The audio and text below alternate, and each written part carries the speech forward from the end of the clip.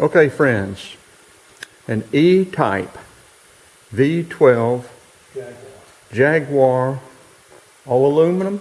Yes. All aluminum engine. Frank had to buy that special tool to pull the heads off. These heads don't come off like your normal small block Chevrolet or big block Chevrolet. Take the head bolts out, loosen it up with a screwdriver and just pull it off the dial pins. This thing is made tight. The special tool was bent, so he had to put it in his press and straighten it out a little bit. And then these bolts are, Frank custom made these bolts, hardened out of hardened rod. And so we got to pull it off evenly. I'm going to watch and laugh if he messes it up. And we'll see what these pistons look like when he gets the head off.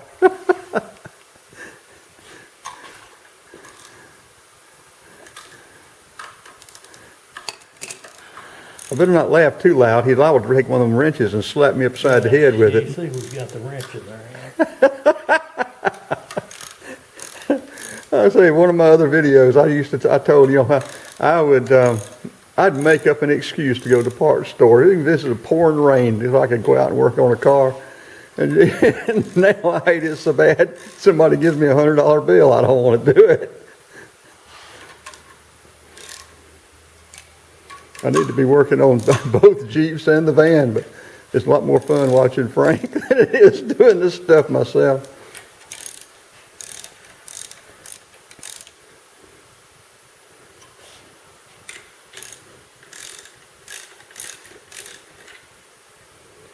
Well, that'll get it started. We get a little bit further along. Notice I said we. When we get a little bit further along, I'll update you. I wonder if I missed that recording. I don't know if I was recording or not. I may have missed it. But as you can see, it's starting to come up. Bringing it up even. Frank started in the middle, working his way to the outside.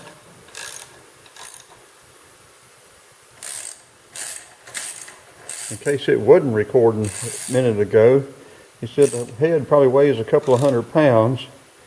So I asked him how he was going to get it off of there. And he said he had a chain hoist over there to do it, or engine lift. And I said, well, that's good. I thought he was going to ask me to help him.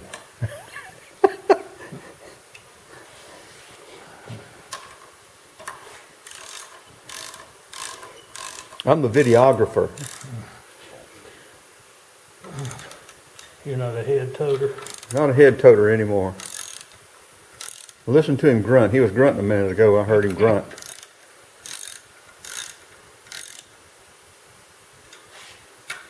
He probably won't do it now, just since I said that.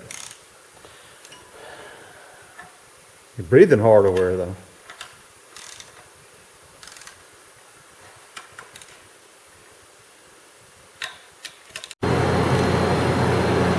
And friends, as you can see, it's coming up. But it's a slow process. He's turning the nuts one half turn at a time, and you can see it's still got to clear this whole stud. Once it gets past these shorter studs, hopefully it'll become a lot easier.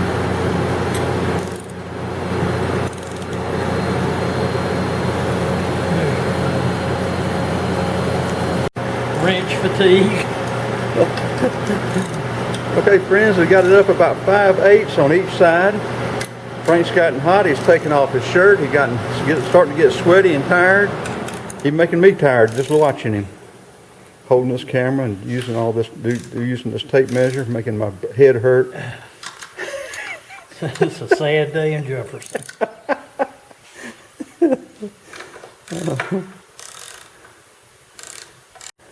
YouTube friends, y'all won't believe this. My good friend Frank of 60 plus years, ever since plus. ground school. 70 plus.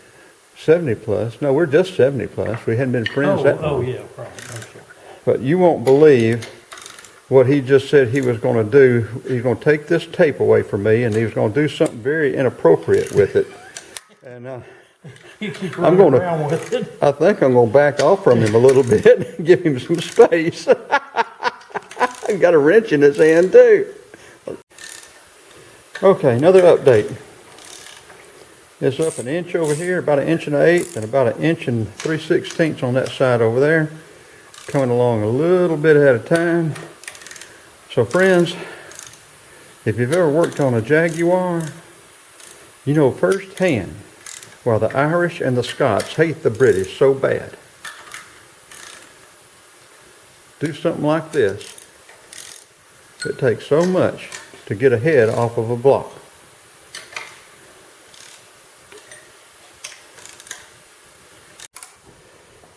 Okay, the bottom studs on top at least have been cleared. I don't know about the bottom studs on the bottom, but we've still got, how much how much space, or how much more you think you got to get on those top studs, Frank? I think we got about another 2 inches and we'll be gone. Okay. It's getting a lot easier. I noticed it was getting easier when you offered to do it. I didn't know I offered to do it when you volunteered me to do it. And I just sort of ignored you? Yeah. Okay. Okay, it's coming right on along, friends. It's coming real good. Well, Frank, have you seen your cousin Parker lately? You talked to him? How's he doing? I guess he's doing all right. He said he was going to come over and help me polish the train today, but I hadn't seen him. Huh. I guess he'll get here. You can't ever tell, you know. Yeah. Well, if he said he'd come, I'm sure he'll be here. Yeah, I got a bunch of rags and polish sitting over there waiting on him. Okay. We're going to have to send that train back next week. I want to go back dirty. Okay, friends, we're getting closer. We clear all the studs except the ones down on the bottom at the exhaust manifold. It's a hell of a day to quit drinking. Be a mighty fine day to start back drinking. There you go. How long have we been at this? Is this 3 hours? Good grief. Mechanic labor, $130 an hour. Yeah. They don't tell them how much it costs to build one of these. I'm billing you for cameraman. That's $180 an hour. Yeah, let me know how that goes for you. Okay. 3 hours later. And the engine was already out of the car. And partially taken down. The intake was off, exhaust manifold off.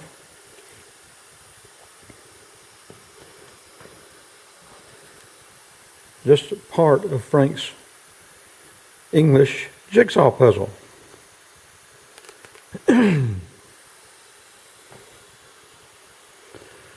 All aluminum V12 E. I don't remember whether they said E series or E class. Everything's different. Overhead cams, double overhead cams. These pistons, I think he said, were 7.89 or something like that compression. They are dished pretty deep. Low compression pistons. These are the lifters. Great big lifters. Completely different. This is like a diesel. These are cylinders, or sleeves, what I meant to say, held in by O-rings. So when you take the pistons and everything out, you replace these sleeves. You don't rebore the block. You just replace the sleeves with the new O-rings. Then the new pistons, rings. Very interesting, these British contraptions.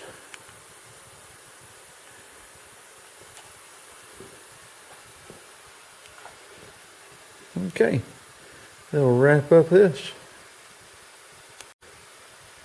Well, just another look at the Jaguar. We'll be following this project as he proceeds or as he goes along with it,